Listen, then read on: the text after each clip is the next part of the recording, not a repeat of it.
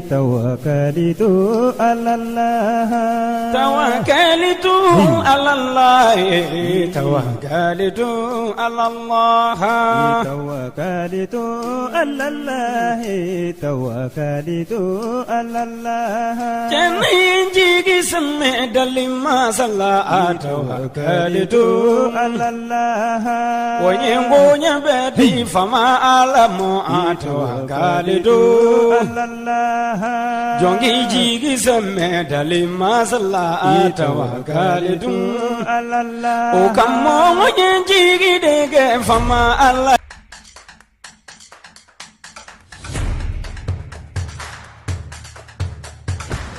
Bismillah, anga jamukan keneka. Données personnelles, on en parle. Ni kuna fontil même bora APDP mo yoro ko ka da chakedaw kluka. Jamana chakedaw bararo privé. INAFO, banquier, microfinance, hôpital, laboratoire de santé, agence de communication, presse écrite, presse audiovisuelle, minu, boulangerie, supermarché, hôtel, bar, restaurant, école publique, école privée, avocat, notaire, huissier, pharmacie, société de vente de véhicules. Jamana chakeda fefe baraka aramaden tokola kunafune malikono ko courrier bina se awma ka ou invité akona ko traitement déclaré au niveau de l'APDP ni courrier sira awma obse ka wuli ka se APDP la akwa traitement ñogo fe awba cartographie ka don akwa formulaire du rempli o formulaire rempli ko fa ka musaka joli sara o bela jeleme do kluka APDP la wala sa akwa kunafuniya soro ni courrier nununa obse ka negajuru ci 20 23 86 15 ou bien ka wuli ka se APDP la ñefoli ka kawye ka o blasra.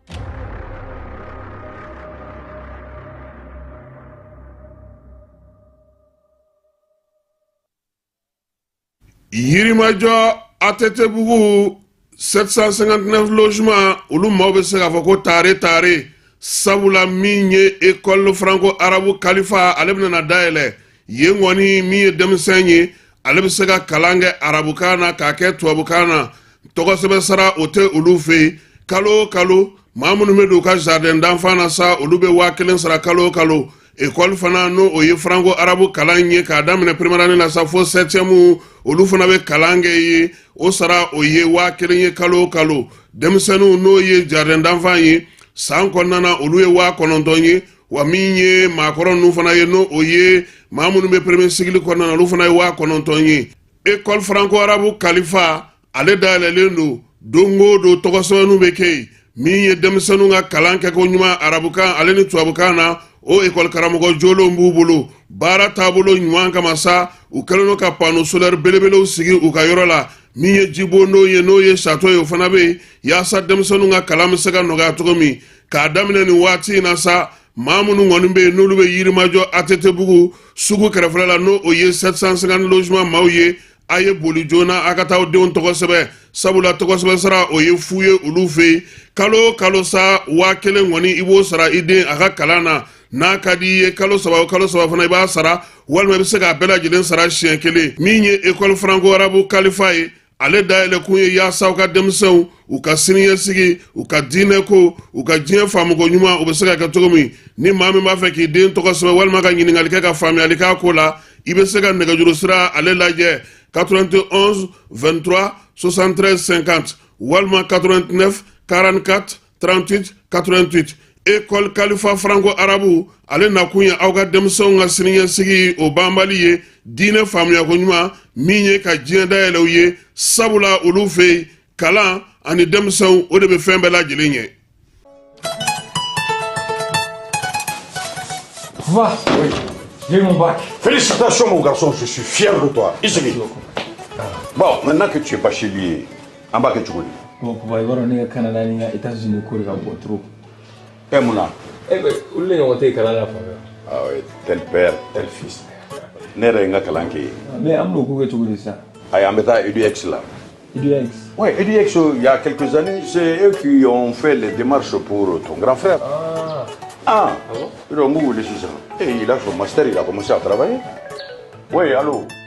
EduX, c'est une équipe expérimentée qui assiste vos étudiants dans l'admission universitaire, la demande de visa, l'accueil et l'installation et assiste vos étudiants jusqu'à l'obtention de leur diplôme. Choisir EduX, c'est s'ouvrir les portes des meilleures universités au Canada et aux États-Unis. Appelez dès maintenant le 76 54 18 57 et permettez à votre enfant de réaliser son projet d'études.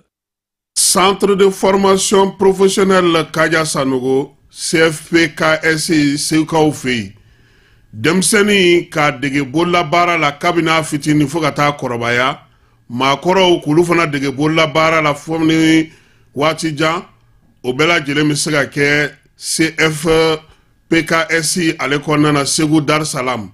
n'i ye kalanso in ta k'a lajɛ maa mun b'a fɛ ka masɔnya dege menuisier dege plomberie sanitaire peinture bâtiment menuisier métallique ni menuisier bois k'o bɛɛ lajɛlen kɛ sɛnɛ taa sira bɛɛ lajɛlen ni baganmara ni jɛgɛlamɔ i bɛ se ka o bɛɛ lajɛlen kɛ centre de formation professionnelle Kaja Sanogo la Segukaw fɛ yen u ma dan o ma min ye machiniste ye agricole carrelage ka taa se staff ni décoration ma ninnu bɛɛ lajɛlen bɛ kɛ bayɛlɛmali minɛnw olu fana bɛ u bolo k'olu kalan musolakaw jɔyɔrɔ ka bon u ka kalan kɔnɔna na kosɛbɛ sabula npogotigi caman bɛ u y'olu dege nin waati laban ninnu na yaasa u bɛ se k'u boloma yɛlɛma cogo min n'aw b'a fɛ dɔrɔn ka aw den tɔgɔ sɛbɛn kabini u fitinin fo ka taa se o kɔrɔbalen ma a ye boli joona aw ka se Segu Medine min ye Dar Salam yɔrɔ in yɛrɛ man jan kosɛbɛ tɔn artisanal ale la Medine sugu kɛrɛfɛla la walima nɛgɛjuru sira a bɛ se ka 76 03 12 23 walima 66 03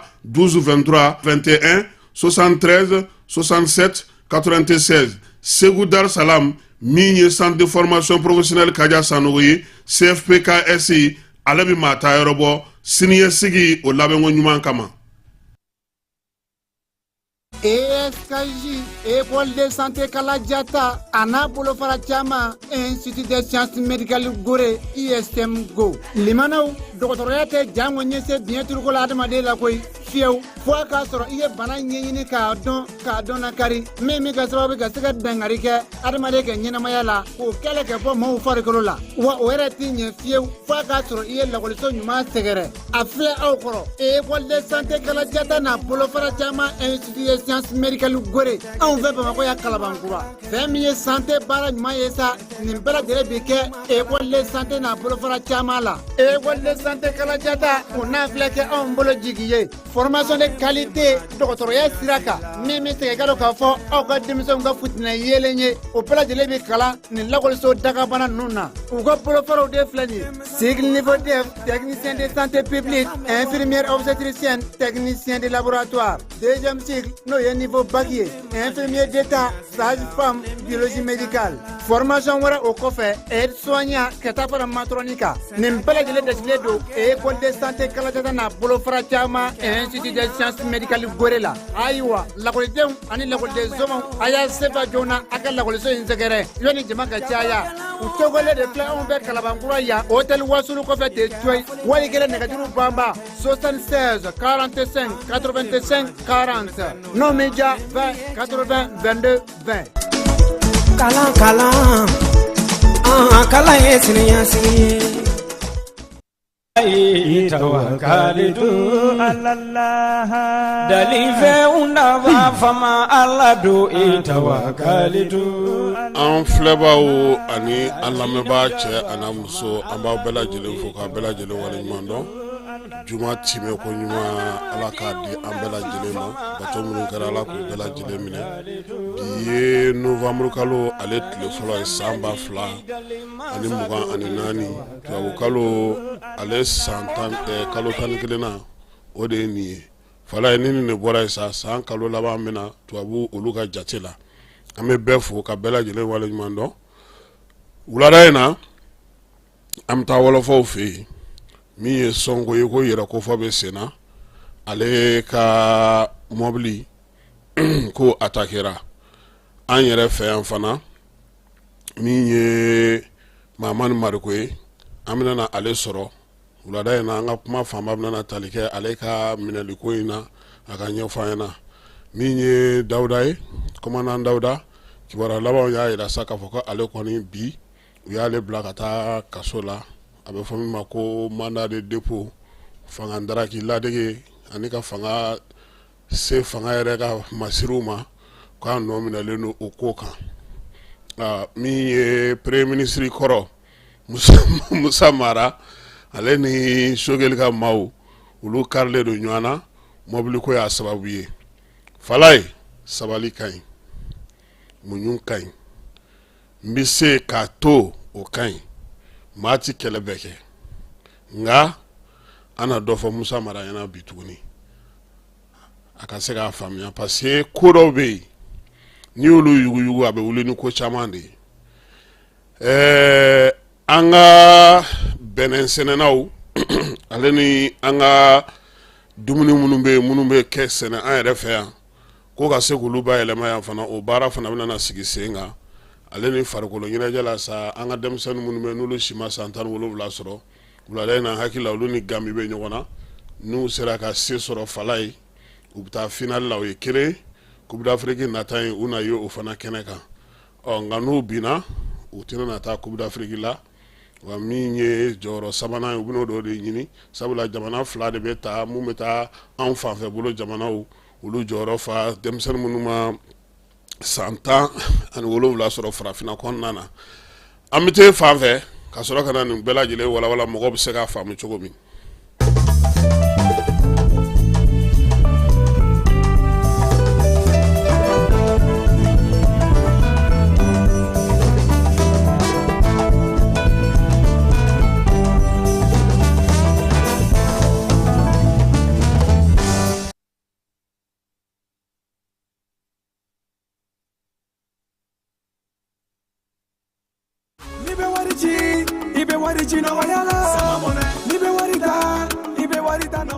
Sama mɔnɛ bi maliyɛnw jɔrɔna ko n'u hamina ko dɔn o de la sama mɔnɛ ma fɛn fara a ka wari cili musakaw kan wa a ka nɔgɔn ni Mali wari ci siraw bɛɛ ye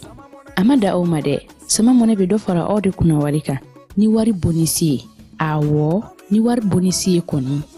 aw ka sanni kɛ ni sama mɔnɛ application ye aw bɛ wari sɔrɔ aw ka compte bonisi la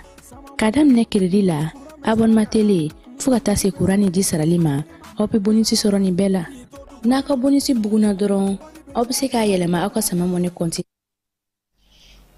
an filɛbaw ani an lamɛnbaw k'aw bɛɛ lajɛlen fo k'aw waleɲuman dɔn an y'a fɔ aw ɲɛna kabini bi tilegan in na ko min ye Mamani Mariku ye ni degun dɔ kun bolila ka sabula maa dɔ kun taara a nɔfɛ k'a to janajakɛyɔrɔ dɔ la a muso ye kibaruya d'a ma bi y'a tile damadɔ ye Mamani Mariku an n'a yɛrɛ bɛ ɲɔgɔn fɛ nɛgɛjuru kan ni wulada in na Général i ni wula. N bɛ an lamɛnnikɛla jamakulu bɛɛ lajɛlen fo. An yɛrɛ b'i fo k'i waleɲuman dɔn i sɔnna ka i ka wagati ta ka se k'an ka ɲininkaliw jaabi. O ye ne yɛrɛ ma nisɔndiya ko ye. Ayiwa an muso y'an wele. Awɔ. A bɛ tile 2 bɔ ka damakasi k'an ye k'aw kun taara janajakɛyɔrɔ la. Awɔ. Janajakɛyɔrɔ in na Jikɔrɔni Para 7 la. Sɛbɛnnikɔrɔ secteur 7. 7 ko mɔgɔ dɔw nana ka taa ni ye ale kɔni dabali banna.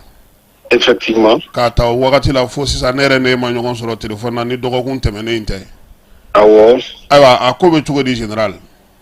Bon a fɔra ye cogo min na ni mercredi don. Komi an terikɛ dɔ ala ye ale miniji dɔgɔyara. Sabu gɛlɛya dɔ y'a sɔrɔ Yelimani mara la. Bɛ profiter ni occasion na k'a fɔ ala k'a dayɔrɔ sumaya. Amina yarabi. Donc an tun bɛ o bannikɛyɔrɔ la. Bogotigi dɔ ye ne wele siɲɛ caman a bɛ video dɔw ci ne ma ko a bɛ safunɛ de feere k'ale bɛ fɛ ko ka n'a ka produit yira ne la bon ko walima ni ne bɛna a ka produit feereyɔrɔ la n ko tiɲɛ yɛrɛ la o tɛ ne tɛ se ka taa o la mais ni produit b'a bolo ne yɛrɛ jɔɲɔgɔn dɔ banna n b'o kɛyɔrɔ la komi a bɛ ka insister ka n wele a bɛ tile 3 bɔ ko fo an ka ɲɔgɔn ye a ka produit ninnu yira n na donc k'a ma n bɛ bannikɛyɔrɔ la n ye taamasiyɛn yɔrɔ bɛɛ fɔ a ye donc a nana bon komi muso don ne bɛ jama min cɛla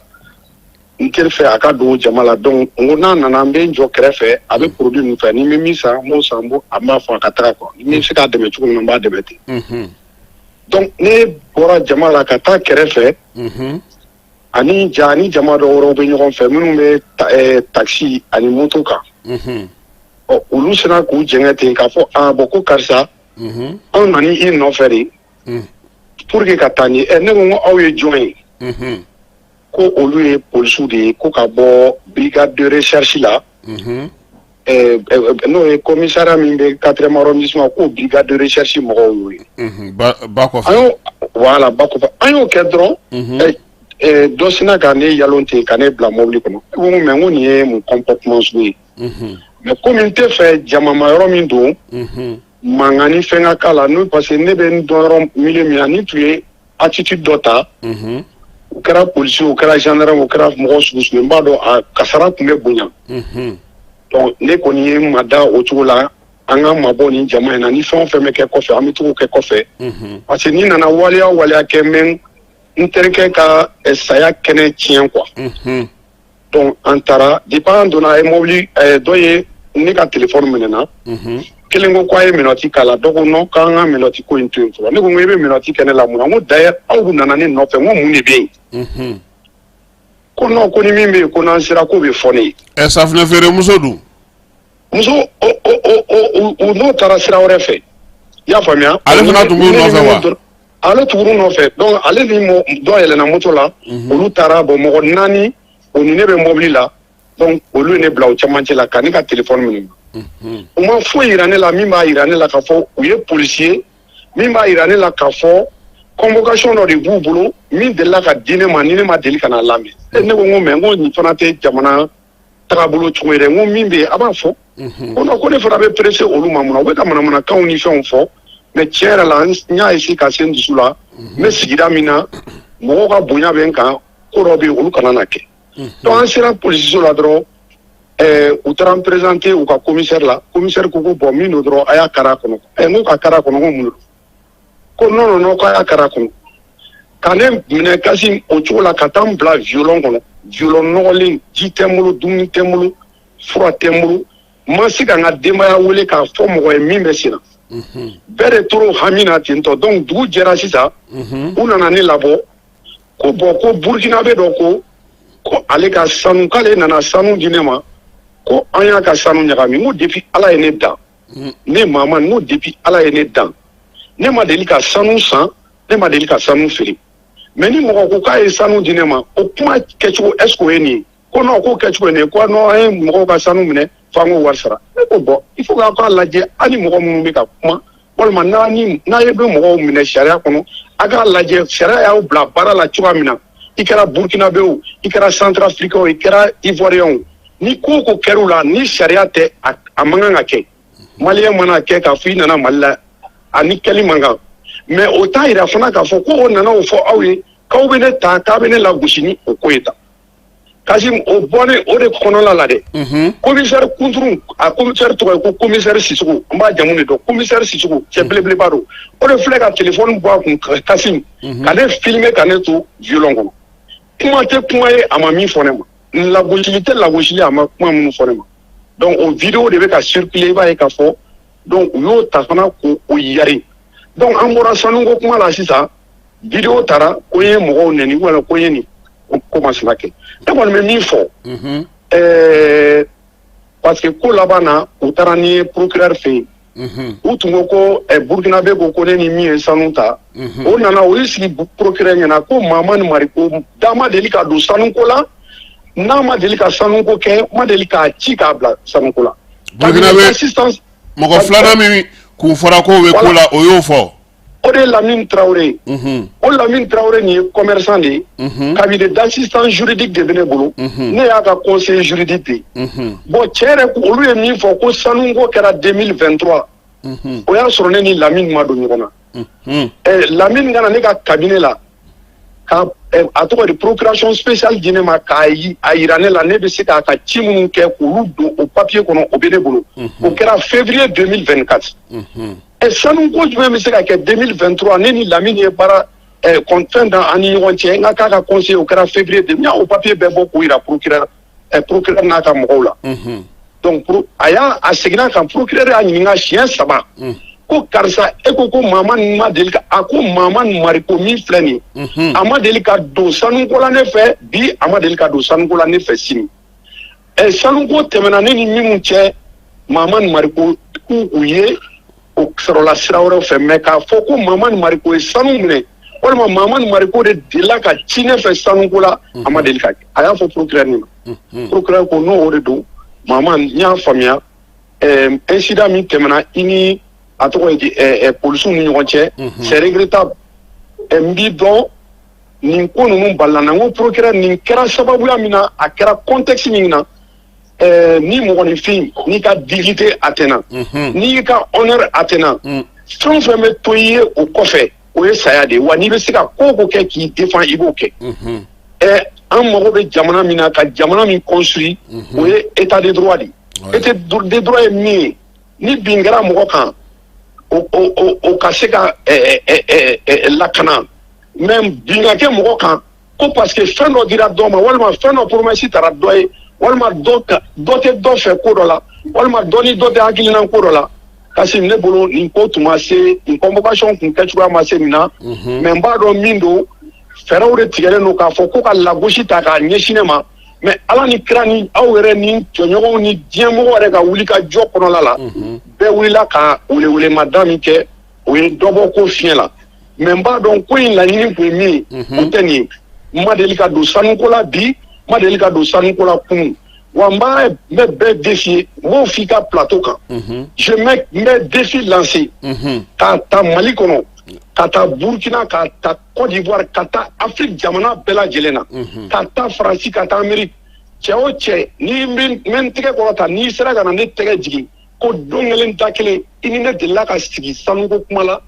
ni ko n ye sanu san walima dɔ ye n bila ka sanu san walima i ye sanu feere ko dɔ ye ne bila ka sanu feere i ma a ma deli ka kɛ n ka baara tɛ n t'a ɲɛdɔn n bɛ min dɔn n'o ye n ka baara ye n ka cabinet ka baara ye de ka mɔgɔw conseiller ka mɔgɔw orienter walima ni gɛlɛya bɛ mɔgɔ minnu kan n'u bɛ se ka mandat di ne ma ne ka agir tɔgɔ la o de ye ne ka baara ye mais nin ko in n bɛ min fɔ kow bɛ ka lajɛ minɛnw kɔnɔ parce que ka adamaden filmer d'abord cellule kɔnɔ o tɛ polisi ka baara ye o yamaruya ma di adamaden si ma k'a f'i bɛ mɔgɔninfin humilier parce que e bɛ fɛn dɔ kɔnɔ walima dɔ ye bulon la min ye bulon la o ye e n'o ka kungo de min ye bulon la o ye o ka laɲini de o tɛ Mali sariya laɲini ye ka sɔrɔ o m'a falen don est ce que o mɔgɔ minnu an bɛ se k'a fɔ e filmeli min kɛra k'i to violon kɔnɔ lawulinkama don sa kɛ sabula e yɛrɛ bolo se foyi tun tɛ ye waati min na u ye e minɛ k'i bila violon kɔnɔna na Kassim sariya b'a fɔ n'i ye mɔgɔ minɛ a minɛna kun min na i b'o fɔ a ye ani hakɛya min ka kan o ye a ka denbaya ani walima n'a mago bɛ avocat la walima n'a mago bɛ kɛnɛya tigilamɔgɔ la o ka wele mais ka mɔgɔninfin minɛ i k'a minɛ ko saga k'a fili mobili kɔnɔ ka taa datugu ka tila k'a filmer k'a ka téléphone minɛ a la Kassim o ye hali n'o ye sanuko ye o ye sanuko sugu jumɛn ayiwa Maman an b'a dɔn k'a fɔ an ka tɔn maakɔrɔw caman wulila k'u jɔ nin ko in na vraiment maa caman bɛ yen u sera an yɛrɛ ma yan an k'u ma ko an ka to IM anciens ka bureau kɔnɔ ni Sumare b'o kunna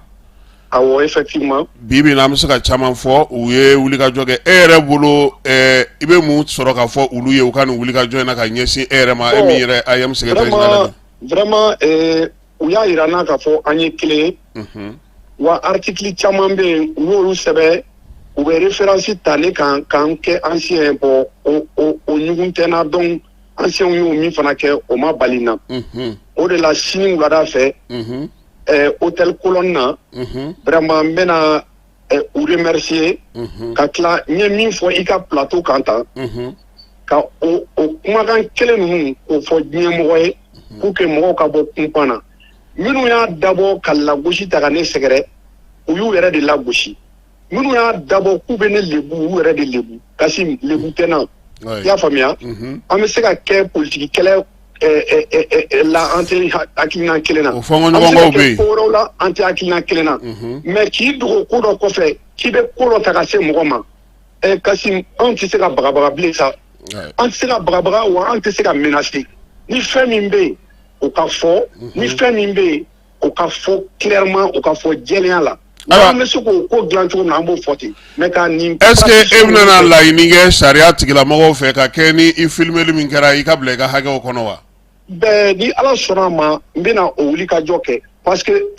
mɔgɔ caman bɛ yen u m'a faamuya o attitude min filɛ polisi min bila ka nin waleya in kɛ a ye cybercriminalité acte déposé parce que ale de ne filmer ale de ne bila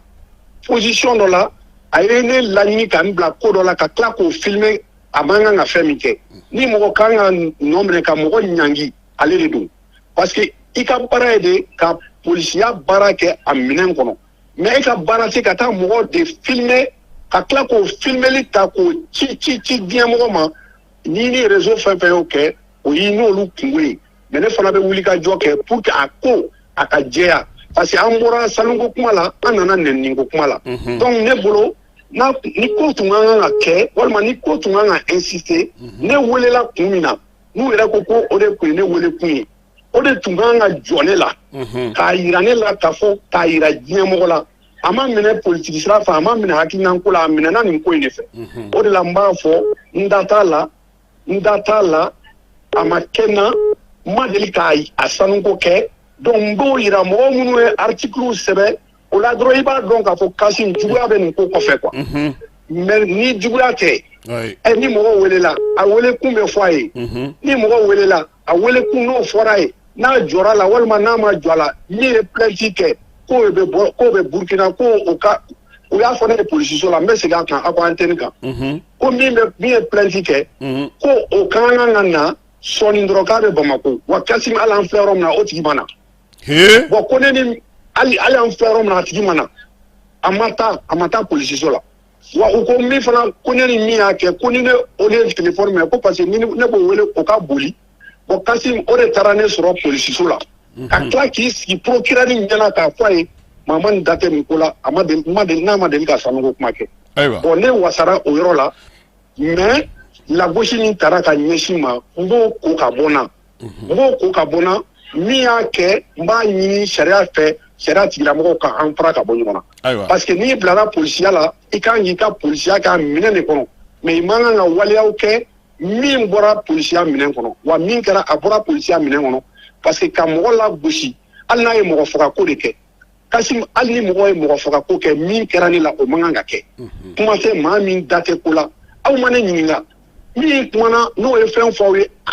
a n'a ma ɲɔgɔn ye fo sɛbɛnni de kɛra ka d'aw ma aw k'a fɔ k'a bɛ ne ta ka ne lagosi n'o ye bon n'an ma sabali ni an ma juguya bila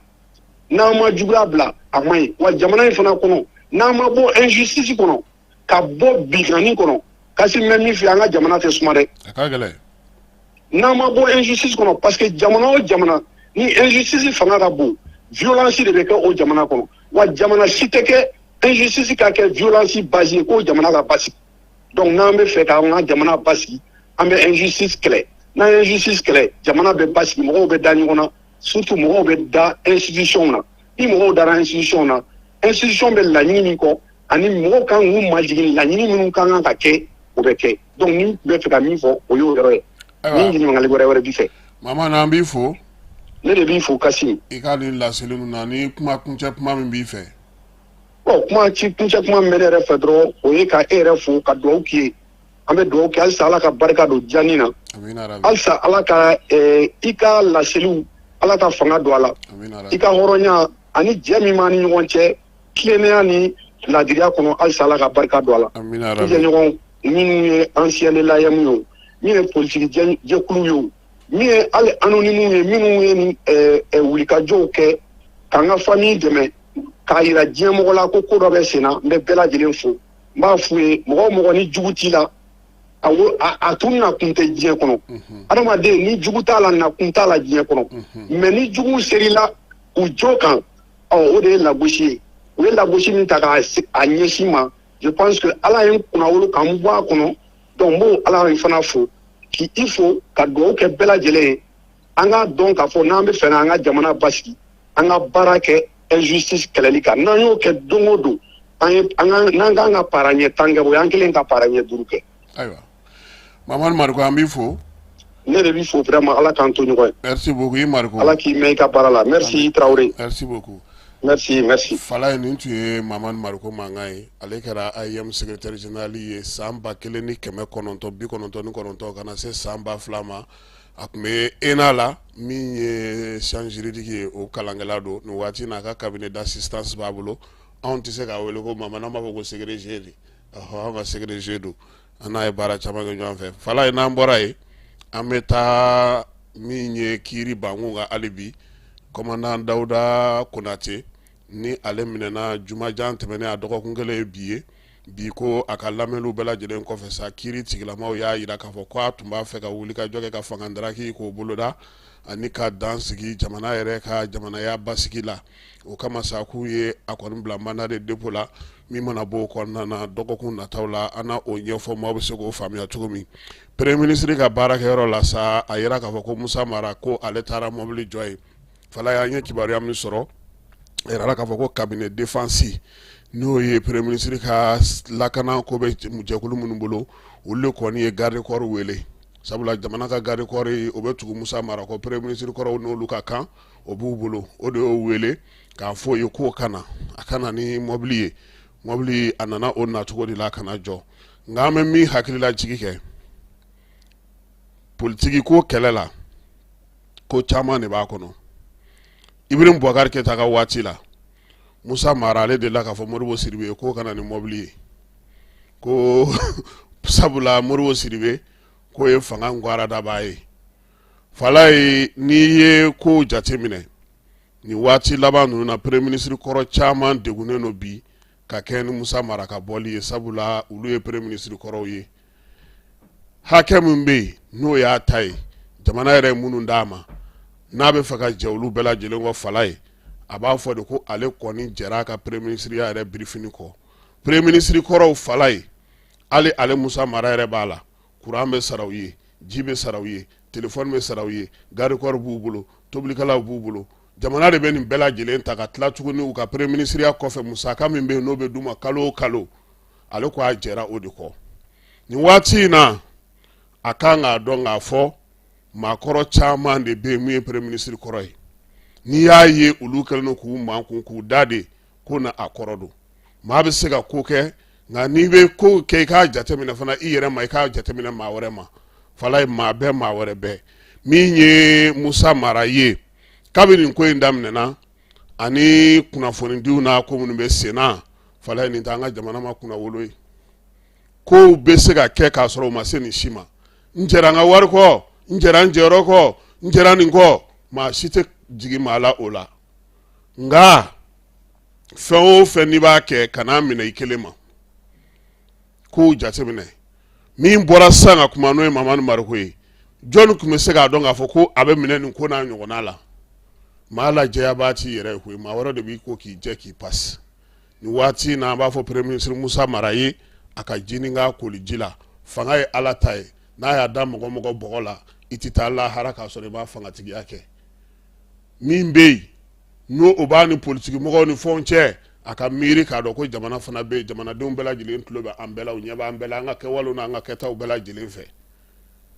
futinɛ wulili mankan wulili don o don burujali don o don jamana lagosili a ma ɲi jamanakuntigi kɔrɔ la a ma ɲi minisiri kɔrɔ la dɛ fala ye n'o y'a sɔrɔ politiki yɛrɛ bɛ yen ko basigi ni lafiya b'an ka jamana kɔnɔ an bɛ se k'a faamu n'o tɛ mobili ko min filɛ nin ye ale ye papiye de bɔ yan k'a ci Modibo Sidibe ma k'a kana ni jamana ka mobili ye ko parce que ko i bɛ ka a b'o juguya la o y'a sɔrɔ ale bɛ premier ministre la fala ye ni mobili minɛna e fana na e k'an ka mankan ci o la bi i man ka mankan ci o la juru dɔ ye juru sara de ye o n'o tɛ fɛn wɛrɛw bɛ yen minnu bɛ premier ministre la Musa Mara ma jɛ olu kɔ a bɛ se ka min kɛ bi o ye k'a fɔ ne tɛ premier ministre yɛrɛ hakɛ yɛrɛ si fɛ tuguni n mago t'a si la tuguni a passeport diplomatique o a courant o a ji o a fɛn o fɛn bɛ yen n'o bɛ di n'o ye makama ye parce que garde corps welela de premier ministre ka baarakɛyɔrɔ la fala ye cabinet belebeleba 2 de bɛ yen lakana o ɲɛmɔgɔya bɛ mɔgɔ minnu bolo olu bɛ baara min kɛ o bɛ yen premier ministre n'a ka mɔgɔw olu ye administration cabinet o fana bɛ yen donc ɲɛmɔgɔ de fana bɛ cabinet défense la primature kɔnɔna na baara caman bɛ yen olu fana b'o sigi sen kan yaasa primature ale bɛ se ka lafiya cogo min na donc nin ko in sama-samali ni ɲɔgɔn fɛn ninnu nin na nin ma ɲi an ka jamana ma a tɛ nin yɛrɛ bɛ ka kɛ sa fala a bɛ ka mun yɛrɛ ɲɛ Mali ye aw ko tan ale ko tan don o don a bɛ ka ɲɔgɔn sama-sama don o don kuma bɛ ka kɛ maa kelen de tɔgɔ bɛ bɛɛ lajɛlen da an bɛ se k'o fɔ a ye a k'o faamuya fala bi an tun bɛ Kalasa école ta ale selen don école ta hukumu kɔnɔna na sa bɛɛ lajɛlen bɛ k'i labɛn ntɛnɛn tɛ yan nka fala ye anw an denbaw ma labɛn dɛ n'u sera k'a fɛ dɔɔnin a bɛ fisa ma nka alimaw ka baɲumankɛtɔn min bɛ yen n'a bɛ f'o ma ko fondation Claude Cesira ni ale kɛlen don ka na CAS sigi Sibi cercle kɔnɔna na ka kɛ ni bayɛlɛmani baaraw ye npogotigi kalo wɔɔrɔ u bɛ npogotigiw ladon san kɔnɔ siɲɛ 2 ka kalan k'olu kunna ale bolofaraw bɛ ka caya kosɛbɛ kalasakaw olu bɔra u nu ma ekɔliso n'o ye second cycle ye u y'o 3 de jɔ ka di kalasakaw ma premier cycle ni deuxième cycle ka tila tuguni ka olu ka direction k'o fana jɔ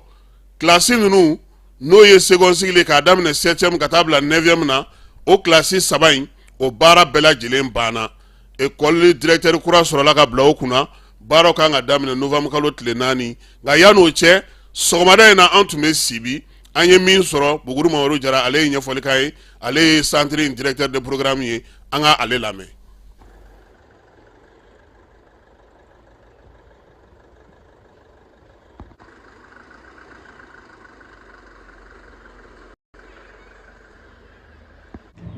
Alhamdulillah an b'a fɔ tare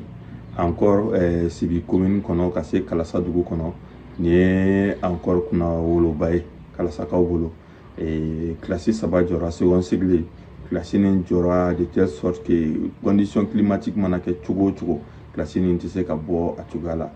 pour une garantie de 100 ans donc i yɛrɛ ɲɛ bɛ école nin cogoya la donc u ye second cycle jɔ classe 3 donc a classe 3 classe belebelew don classe fɛrɛlenw don donc yelen b'u la ventilow b'u la en même temps u bɛ aéré sira bɛɛ fɛ pour que kalan ka se ka nɔgɔya kalandenw ma et en même temps u ye direction 2 k'a la direction nin fana u y'u bonya k'u fɛrɛ pour que maîtres ka sigiyɔrɔ sɔrɔ n'u mago bɛ directeur la ou bien mɔgɔ minnu bɛ na directeur fɛ yen nɔ olu ka sigiyɔrɔ sɔrɔ et direction nin kɔnɔ fana u ye fɛnw prévoir et étagères prévoir donc k'o kɛ minɛnbilayɔrɔw ye et par la même occasion classe kɔnɔnaw fana u y'u lafɛrɛ pour que denmisɛnninw kana tɔɔrɔ donc alhamdulillah direction ye 2 ye premier cycle direction ani second cycle direction donc directeur yɛrɛ numena ka ban école nin na ni ala ye tɛnɛndon yira an na tare donc kalasakaw fana sen bɛ ye kalanta la o kun kɔnɔna na donc alhamdulillah labɛn bɛɛ kɛra projet fan fɛ cogo min na kalasa tɛnɛndon u fana bɛ se ka ye école ta la donc an bɛ se ka min fɔ o de y'o ye fɔlɔ. Ayiwa est-ce que taalen ɲɛfɛ yɛlɛma bɛ na ye école in na. Tagalen ɲɛfɛ an hakili la an bɛ fɛ ka école nin kɛ yɔrɔ ye yɔrɔ min bɛ kɛ mɔgɔw ni lafiya yɔrɔ ye parce que kalan ni fɛn dɔw de bɛ taa ɲɔgɔn fɛ parce que denmisɛnninw ni fɛn dɔw de bɛ wuli ɲɔgɔn fɛ généralement i b'a ye c'est inné à l'enfant et surtout sport domaine okumu kɔnɔna na donc tagalen ɲɛfɛ mairie b'a na k'a fɔ min ye basket kɛ yɔrɔ ye min ye ballontan kɛ yɔrɔ ye o man ka janya kalanso nin na denmisɛnnin minnu n'a talan bɛ wuli u ka occasion sɔrɔ ka cadre sɔrɔ u b'o développer yɔrɔ min na donc o ye fana ye projet miirina ye ka taa kalasa yiriwa sira fɛ a développement okumu kan. n'ala sɔnna ma min ye école ta ye kalasakaw fɛ yen Fala ye olu kɔni second cycle u ye second cycle sɔrɔ second cycle in fana kɛrɛfɛ u bɛna na stade municipal ka gazon k'a la ka tribune k'a la ka basket kɛyɔrɔ k'a kɛrɛfɛ yaasa denmisɛnw u kɔni yɔrɔ kana janya fiyewu denmisɛnnin minnu bɛ yen n'olu fana bɛ se balontan na olu na kɛnɛ sɔrɔ u yɛrɛ ye pelouse ɲɛnama na sigi a kan o baaraw fana bɛ sen na basket kɛ terrain fana kan ka kɛ ani école ani balontan terrain k'u bɛɛ lajɛlen kɛnɛba kelen min kan ye k'u don ɲɔgɔn na yaasa mɔgɔw bɛ se cogo min na ka na Sibi ale ni Kalasa a kɔnɔna na ka se ka kalan kɛ donc an bɛ CAS a coordinateur national n'o ye Sala Babi ye an b'a fɔ sabula ale de nana ni Allemand ninnu ye yan yaasa u ka se ka nin baara ninnu kɛ bayɛlɛmali kɛrɛfɛ fana u bɛ ka dɛmɛ ta ka don Kalasa ni Sibi yɛrɛ ma sigira bi n'i taara Kalasa Fala ye foyi tɛ yen min courant min bɛ yɛrɛ a tɛ Bamakɔ donc an b'u fo wulikajɔ ni cɛsiri la ministre min bɛ yen k'a fɔ ko min ye dun ka fa sabatili hukumu kɔnɔna na ale ni ka se ka balo di an ma sa Risilakaw olu ye dɛmɛ don Mali ma koyi min ye balo tɔni o 117 u y'o di ale ni tulum be no fa ko tournesol u yo fana chaman di anga Mali nyemawma baara me talike mina sa o fédération de Russie ni Mali ka bolo di nyogoma ya saka seka maw ulula lafiya tugumina mi nye Igor Gronikoy ni ale u ka lasigide anga jamana kɔnɔ falai ale kɔni bonya nunu bɛɛ lajɛlen ta sa ka di ministre de la sécurité alimentaire ma n'o yɛrɛ Radwan Ali ale ka se ka o taga di sa maa minnu bɛ n'olu bɛ degun kɔnɔna na ka se ka o d'olu ma ni sanji kɔlɔlɔ o sera olu ma bayɛlɛmali ko hukumu kɔnɔna na an ka balo minnu bɛ ni olu bɛ se ka bayɛlɛma an ka jamana kɔnɔna na o baaraw kɔni olu bɛna sigi sen kan waati laban in na bɛɛ lajɛlen y'a mɛn k'a fɔ ko min ye a tɔgɔ di sunbala ye ale ni bɛnɛ ka taa se an ka kɔlɔ ma n'o ye sikɔlɔ ye jamana ɲɛmɔgɔ y'a yira sa k'a fɔ k'olu tɛna na bɔ tuguni ni k'u tɛ bɔ f'i ka fɛɛrɛ sigi sen kan yaasa an yɛrɛ bɛ se k'u bayɛlɛma yan k'u feere ka nafaw sɔrɔ u la an ka jamana kɔnɔ o hukumu de kɔnɔna na sa minisiri min bɛ yen ni ale bɛ jago ko kunna ale ni maa minnu bɛ nin baara ninnu kɛ ka bayɛlɛmaliw kɛ sa an ka sigidaw la a n'olu ye ɲɔgɔn ye yaasa u bɛ se cogo min na min ye sikɔlɔ ye ka taa se sunbala ma tiga ale ni bɛnɛ ninnu bɛɛ lajɛlen bayɛlɛmali bɛ kɛ musojɛkulu fɛ sa n'olu kɔni ye bɛnkan sɔrɔ bɛnkan bɛna na to u bɛ se ka baara kɛ an ka jamana yɛrɛ kɔnɔna na maaw ka se ka nin da dumunifɛn ninnu sɔrɔ sɔngɔla sɔngɔ min bɛ fɔ u la telefɔni mobili ko ta na sira fɛ jɛkulu min bɛ yen n'a bɛ fɔ o ma ko wevu i b'a dɔn k'a fɔ ko ale n'ale tun ye yɛlɛmaba don kow la fala ye ko wevu ale ni Move Africa n'a b'a fɔ o ma ko Malitel Orange ani Telecel k'u jɛra k'u bolo don ka papier dɔ sigi sen kan min bɛna na to sa min ye wevu ye ale ni ninnu bɛna na baara kɛ Orange Money sa ale ni pani n'a tɔw bɛɛ lajɛlen Telecel ninnu fana ta kɔnɔna na sa k'u bɛna na jɛ ka fɛɛrɛw sigi sen kan fɛɛrɛ minnu bɛna na to bɛɛ lajɛlen bɛ se ka baara kɛ ni nin minɛn ninnu ye an ka jamana kɔnɔna na o y'a yira sa k'a fɔ ko nin bolo ni ɲɔgɔnma in kɔni bɛna na to fintech wevu ale kɔni ka se ka baara kɛ ni nin maa saba ninnu bɛɛ lajɛlen n'o ye société saba minnu b'an ka jamana kɔnɔ telefɔni ko bɛ minnu bolo maaninfinw olu bɛ se ka lafiya cogo min wari sɔrɔli ni wari ale sigili la sen kelen kan jamanakuntigi ka baɲumankɛ waleyaw hukumu kɔnɔna na minɛnw kɔni dira sa denmisɛnninw ma cogo min a dira maakɔrɔw ma ten ka di dɔgɔtɔrɔsow ma ten kunungo kuluba faama sigiyɔrɔ la sa denmisɛnnin minnu fatura n'a bɛ fɔ o ma ko pipi de la nation donbolo kɛra olu ye olu tɔgɔla kɛnɛ kan o kɛrɛfɛ sara jamanakuntigi fana y'i bolo fa k'a to min ye dɔgɔtɔrɔso minnu bɛ kɔlɔnjɛbakaw fɛ yen Ɲoro Kati Fana ka se Gabriel Touré ale ni hôpital min bɛ yen n'o o tɔgɔ dalen don Mohamed VI la an ka jamana kɔnɔ ani dermatologie n'o o ye maa minnu bɛ yen sa n'olu bɛ arawulu foloro fanfɛlaw la ka taa se Sikaso dɔgɔtɔrɔso fana ma sa ko ninnu bɛɛ lajɛlen kɔni jamanakuntigi ye dɛmɛ ta ka ɲɛsin olu ma kunungo général d'armée Asimi Goïta fala ye farafinna ka kelenya hukumu kɔnɔna na ko Mali ale ye wanɛ ye o la koyi sabula anw kelen de ye jamana min ko ale bɛnnen no a ka labɛnnen no ka sigi k'a fɔ farafinna ka kelenya lawaleyali hukumu kɔnɔna na sa olu kɔni bɛ se ka fɛɛrɛ bɛɛ lajɛlen sigi sen kan an ka jamana yɛrɛ bɛ se k'a ka jamanaya dabila ka fara jamana tɔw bɛɛ lajɛlen kan yaasa farafinna ka kelenya bɛ se ka timɛ cogo min ko baara in tɛ dalafɔli dɔrɔn ye sabula nin waati laban in na min ye Mali yɛrɛ kɔnɔna na farafinna taamasiyɛnw caman bɛ yen Tour d'Afrique b'o la Square Patrice Lumumba b'o la min ye Kwame Nkrumah Daniel Wenzin Kulibali ka taa se Mamadu Konate tɔgɔla place sigiyɔrɔ ma Kwame Nkrumah ta ka taa se Memorial Modibo Keita ma ko ninnu bɛɛ lajɛlen ye tamaserew ye farafinna ka kelenya baara olu bɛ sinsin cogo min jɛrɛjɛkulu in kɛnɛ ka sa minisiri min bɛ maliden minnu bɛ kɔ kan ka taa fara seko ni dɔnko minisiri ma sa olu kɔni ye baro sigi kɛ Mali yɛrɛ farafinna ka kelenya la timɛli baaraw la an jɔyɔrɔ kɛra mun ye an bɛ se ka mun kɛ baaraba minnu b'an bolo don nataw kɔnɔna na fana u ka baro sigi o kɛra o kan CNT kɔnɔna na an y'a yira sa k'a fɔ ko code pénal ni code de procédure pénale olu kɔni bolokɔrɔta kɛra ka sɔrɔ olu ma sa k'olu ka kɛ sariyaw ye sariya minnu bɛna na baara kɛ an ka jamana kɔnɔna na yan kɔrɔlenw na sa yɛlɛmaba minnu donna a la fala ye an na gɛrɛ kiiritigɛlaw la nasago ye ɲɛ bɛ sɛbɛn in na a kɔnɔ ka dun dɛ ɲɛ fila ka bi fala ye fɛn caman b'a kɔnɔ dɛ ne yɛrɛ tɛ nin tubabukan dɔw kɔrɔ dɔn fɔlɔ fo an ka t'o ɲɛɲini k'o kɔrɔ dɔn ka gɛrɛ kiiritigɛlaw la a la belebelebaw ye mun ye jamanadenw ka bɔ a kalama parce que kiiri ale ni sariyaw olu de bɛ taa ɲɔgɔn fɛ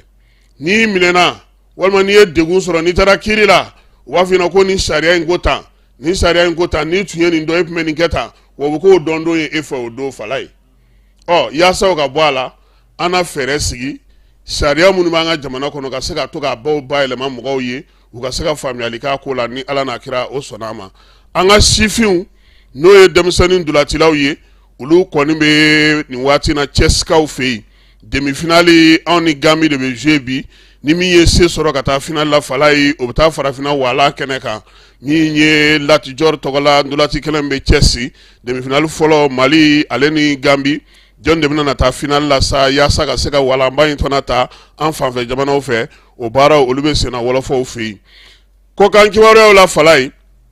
min ye Senegalikaw fɛ yen yɛrɛ ko fɔ o bɛ senna nin waati na ka kɛ ni u ka wasaden kalata ye ko senfɛ sa ko min ye Ousmane Sonko ye ko bin kɛra ale ka mɔbili kan koyi dugu min na sa n'u b'a fɔ ma ko kungelikaw fɛ yen ko nin kalo in tubabu kalo salen tile 31 o tɛ kununko ye ko a ka jɛkulu maaw n'o y'a ka bɛrɛbɛrɛlitɔ maaw ye o y'a yira sa k'a fɔ ko bin kɛra a ka mɔbili kan maa minnu bɛ yen sa n'olu bɛ ale yɛrɛ nɔfɛ nin ko in na sa ko dɔw joginna mais min ye Ousmane Sonko ye ko foyi ma ale yɛrɛ sɔrɔ ja minnu sɔrɔla ko in na sa e ko u m'o bila u ka bɔlɔlɔ siraw fɛ wa Côte d'Ivoirekaw fɛ yen ko minnu kɛlen don ka baara bila boloda jamana ka baarakɛyɔrɔ la n'o ye maa 26 ye o maa 26 k'olu ka saraw kɔni tigɛra minnu fana bɛ yen n'olu senkɔrɔma don faso ka baarakɛyɔrɔ la sa ka nin grève ninnu kɛ k'olu kɔni ka sara fana tigɛra kalo kelen u y'a yira sa k'a fɔ ko waati minnu na sa grève ninnu kɔni kun bolodalen don maa minnu tun y'a senkɔrɔma don ka kɔkɔrɔma don sa tile 3 in kɔnɔna na sa k'u bɛɛ lajɛlen y'a ta o nin kini kan koyi sabula Côte d'Ivoirekaw fɛ yen min ye muruti ni ban minnu bɛ yen n'olu bɛna boloda k'u tɛna sɔn cogoya si la a ka sigi sen kan furancɛla fanga laginɛkaw fɛ yen ko a ban waati surunyalen don min ye furancɛla fanga ɲɛmaaya bɛ maa minnu bolo n'o ye Mamadu Dumuya ye ko a hakilina ye mun ye furancɛla fanga da min kun fɔra la ko ban waati selen bɛrɛbɛrɛlitɔ minnu bɛ la belebelebaw k'a y'olu bɛɛ lajɛlen ci ko kuma ko mun bɛ Dumuya kɔnɔ mun ko b'a kɔnɔ a b'a fɛ ka mun kɛ fala ɲininkaliw bɛ ka kɛ Ginekaw olu la hali bi Burkina Faso kunungo tun ye a san 10 ye Blaise Compaoré ale gɛnna ka bɔ fanga la fala ye san 10 o kɔfɛ ko mun sera ka kɛ dugudenw ye wulikajɔba min kɛ sa octobre kalo tile 31 san 2000 ale ni 14 san ko o kɔni wolola mun de la mun sera ka sigi sen kan fangandaraku yɛrɛ tilara ka k'o kɔfɛ tuguni yɛlɛmaba minnu kun laɲinina ka na kalata kɛ kalata o nana ni